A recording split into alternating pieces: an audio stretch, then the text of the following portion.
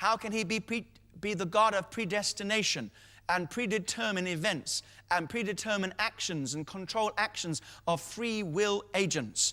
Now, there is no philosophy that can grasp that, and it shouldn't surprise us, because if we could explain the infinite nature of God with our puny minds and our paltry philosophies, then he would no longer be God.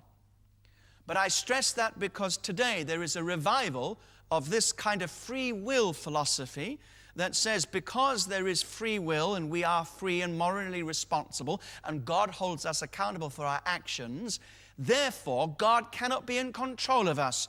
And because he cannot be in control of us, neither is he in control of the world or the events or the circumstances. Only in some great sense, distant and remote sense, does he control, and through his ingenuity manages to engineer situations finally in the end to get his will done. And because philosophically in today's society and in today's philosophical climate, it is totally anathema to think of any form of predeterminism in philosophy. And people can't cope with it. And so they have this kind of democratic God who enters into some kind of open relationship with his creation, as to say, well, we'll just see what the consensus is. And then you challenge them and say, but what about God's will? Is God's will going to be done? Is Christ going to return? Oh yes, eventually. He will come when he's finally managed to work it out. And what they're concerned about is this picture of God as being this cold metaphysical iceberg that doesn't relate to his creation. Well, we have seen the teaching of the Bible that God is not only the transcendent one, the one who goes beyond his universe, he is also the immanent one, the one who is present and active in every part of his creation. And that teaching alone should allay the fears of those people.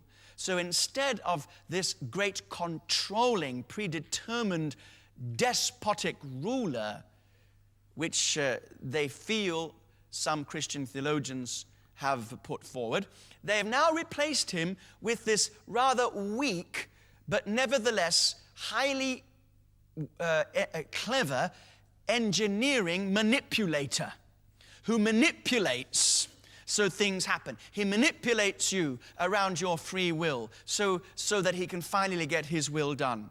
And frankly, God is not this cold, impassive, dominant controller. Neither is he this rather weak but nevertheless cunning manipulator. He's not that. He is neither of these things. He is the sovereign God of the universe who nevertheless has the power and ability to control the actions of free will agents without somehow compromising their accountability to him or their moral responsibility or indeed their very free will. God is that big, friends.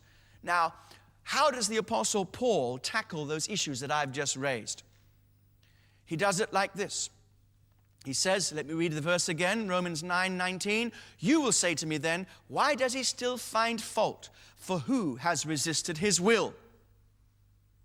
Showing that God's will be done and that God's will is working. In other words, God works all things according to the purpose of his will, as it says in the book of Ephesians. That is not challenged. Paul doesn't turn around and say, well, you've got to understand this. God is trying very hard and he has a problem with you because of your gift of free will and he's struggling with this, but he'll get there in the end. He doesn't want to compromise your free will, you see. And so he's lost control and handed control over to his free will agents.